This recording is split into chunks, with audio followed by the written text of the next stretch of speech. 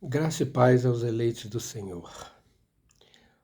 Quais são os aliados de uma igreja para que ela mantenha as pessoas frequentando um lugar sagrado, um lugar supostamente ungido, um endereço, de uma igreja, de um templo? Quais são os aliados que essa igreja usa, que essa religião usa para manter os seus fiéis? Aliás, essa palavra fiéis, já diz tudo. Eles são fiéis àquela denominação, àquele lugar. Muitos deles até falam, nós temos compromisso, Eu tenho um compromisso ali de estar ali todos os domingos.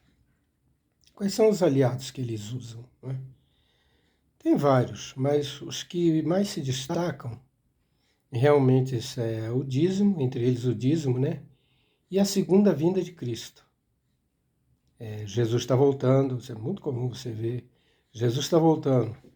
E é curioso, qualquer coisinha. Agora é a guerra na Ucrânia, A guerra da Rússia com a Ucrânia. Irmão, fim dos tempos. Jesus está voltando. Então a pessoa tem que correr para a igreja. Firma teu pé aqui. Seja fiel, Seja fiel com a igreja. Fica ligado no corpo de Cristo, olha só. Ir numa igreja evangélica está ligado ao corpo de Cristo. Não sei de onde tirar isso, porque na Bíblia não tem isso, A Bíblia diz que todos os filhos de Deus, todos os eleitos do Senhor, onde eles estiverem, qualquer época, qualquer lugar, qualquer país, de qualquer etnia ou nacionalidade, todos eles constituem e fazem parte, são membros do corpo de Cristo, que é a igreja, e Jesus é o cabeça. Só que eles não dizem que isso é algo espiritual. Não é físico, não é visível, não é? Não é possível, gente, mas o erro da religião é esse. Eles querem montar um esquema, um corpo de doutrinas, de ensinos, e estabelecer, bom, aqui é um templo de Deus, aqui é a casa de Deus, o corpo de Cristo se reúne aqui, mas como é que é isso? Só ali? Aí tem uma igreja em cada esquina, e todos falam isso. Aliás, até nos louvores, nesses louvores que a gente tem, essas músicas evangélicas, falam bastante isso. Eu amo a tua casa, Alegrei-me quando me disseram, vamos à casa do Senhor. Esse versículo, já falei, ele é do Salmo 122, do Antigo Testamento, quando eles iam adorar no templo de Jerusalém, quando tinha templo.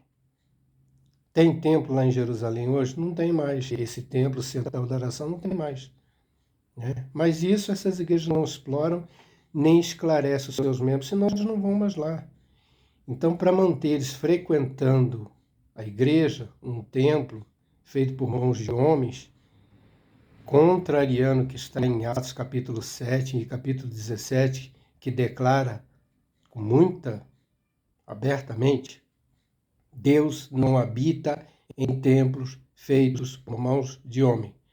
Onde é que Deus habita? Na sua igreja, que sou eu e você, os eleitos de Deus, os escolhidos do Senhor Jesus.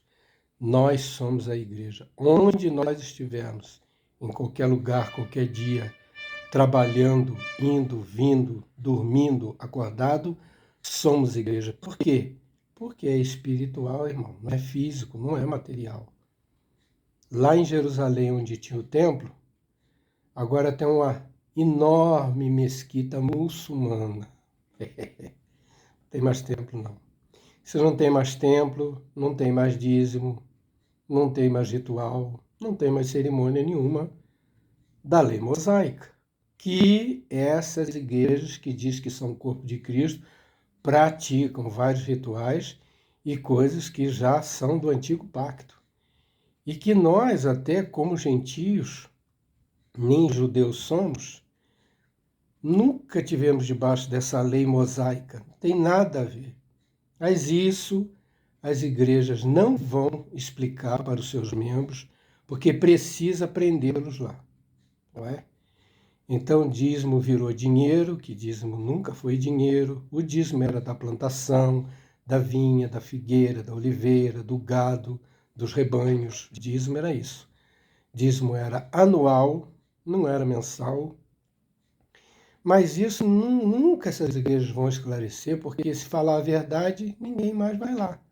Então, para eles manter os seus fiéis, manter as pessoas frequentando os templos, eles vão até ameaçam. O dízimo é do Senhor.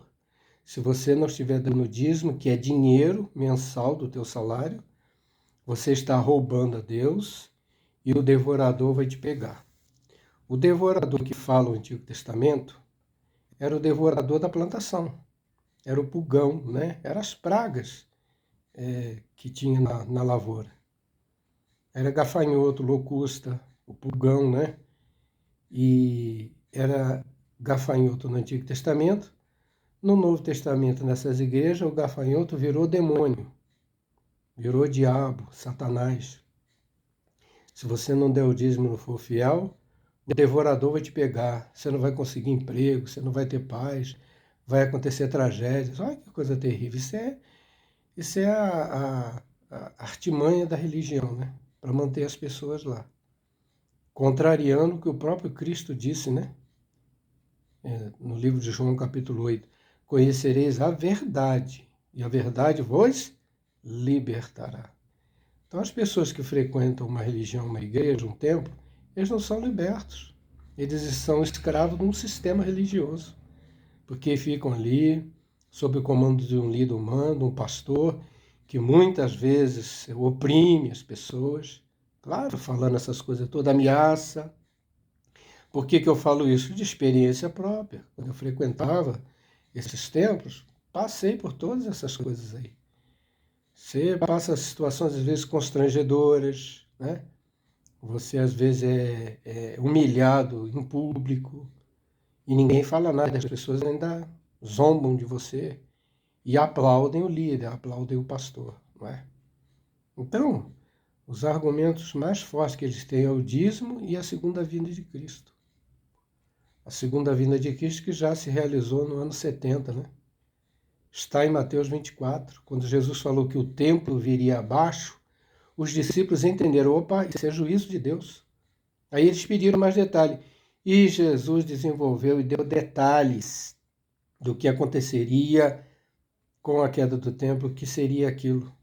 E ele fala no capítulo 24, em verdade vos digo que não passará esta geração sem que tudo isso aconteça. A geração de Jesus foi naquela geração. Não foi, Jesus não falou que isso aí aconteceria séculos mais tarde. Jesus não disse que seria depois do ano 2022 que nós estamos vivendo. Aliás, vale dizer que quando Jesus proferiu essas palavras, o Brasil nem estava, não existia Brasil, Estados Unidos, nem existia nada desses países. O que tem que ver conosco então isso? Olha só, olha como é que é simples você parar, meditar e realmente querer aprender com a verdade, porque a verdade liberta. E se você descobrir a verdade, você nunca mais volta nesses lugares. Bom, se quiser voltar, sim, mas aí você já está esclarecido. E no meu caso, não sei, pessoalmente para mim não dá mais para voltar para esse lugar. Por quê? Porque eu vou lá, eu vou querer saber, né? Nós temos que conferir. Peraí, está ensinando um negócio lá, mas peraí, Jesus falou uma coisa, o pastor ensina outra. E como é que fica? O que vai valer, né? Jesus, no capítulo 17 de João, ele fala, santifica-os na verdade, a tua palavra é a verdade. Qual palavra? A palavra de Deus. Não é a palavra do homem que é verdadeira, é a palavra de Deus que é a verdade. Então, quando a gente vai sendo esclarecido, numa conversa assim simples, a gente pode saber que é contraditório o que eles falam, o que eles ensinam, né?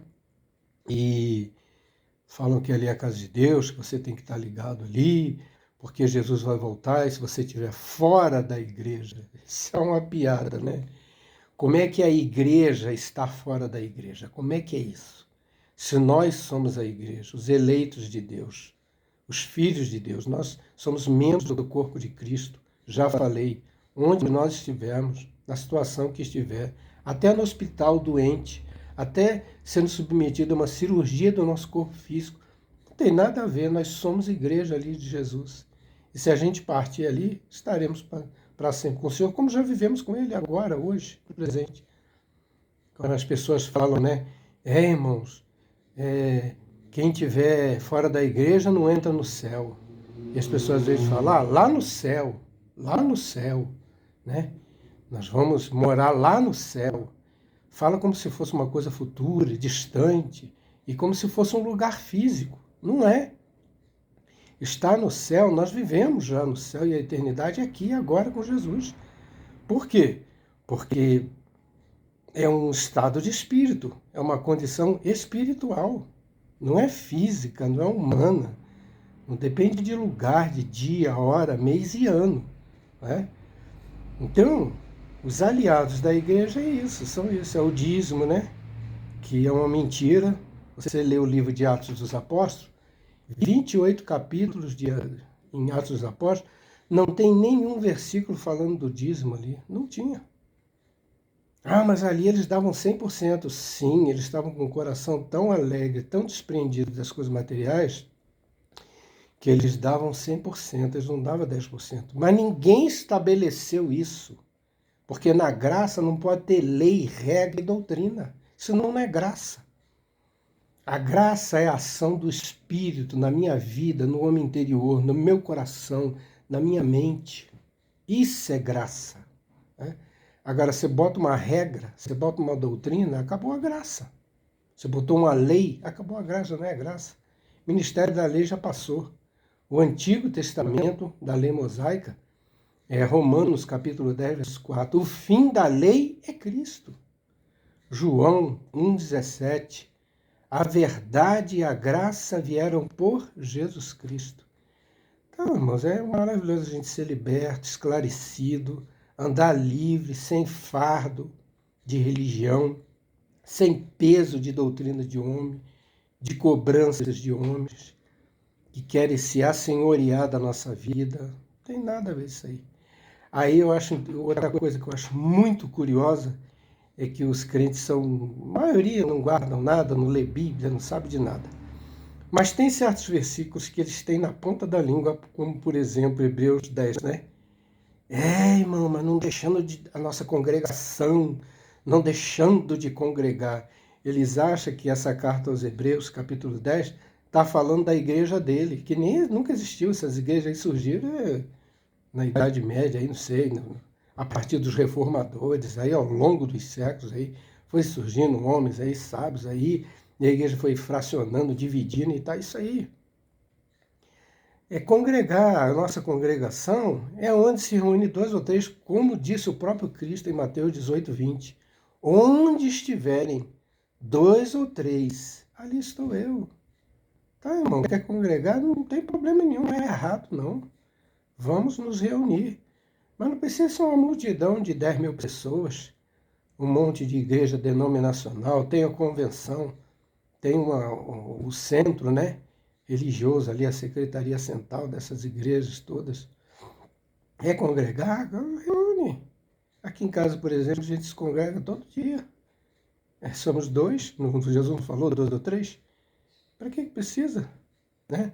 Agora, se ensinou, se divulgou que tem que ter um líder espiritual. Nosso líder espiritual é Jesus, ué. Você quer mais do que isso? Você acha que um homem é mais importante? Você ir numa igreja, num templo, ouvir um homem falar um monte de discurso vazio, enganando você, ameaçando você, você acha que isso é muito importante do que você ser dirigido pelo Espírito de Deus? Os 2 aliados, é a segunda vinda de Cristo, que ameaça, dízimo, tudo com ameaça. Né? E senão você é infiel, senão você não entra no céu. Eles associam as práticas religiosas com tá salvo ou tá perdido. E a salvação não é o homem que realiza, não é nenhuma igreja, nenhum pastor, nenhum padre, ninguém. A salvação ela é realizada pelo Espírito de Deus e pelo Senhor Jesus. Jesus escolheu, ele não escolheu os 12? Então, são os escolhidos. É assim que ele faz conosco, ele nos escolheu eu e você, nos escolheu a todos nós, né? Para sermos a sua igreja. E nenhum homem muda isso, não tem jeito de mudar isso aí. Ah, mas nós fazemos tantas coisas erradas, e qual é o problema? Nós somos seres humanos, nós vamos sempre errar. Mas isso nunca vai anular a nossa condição de filhos de Deus. Né? e escolhidos do Senhor. Glória a Deus por isso. Que Deus abençoe a sua vida. Tenha um bom dia na presença do Senhor. Amém.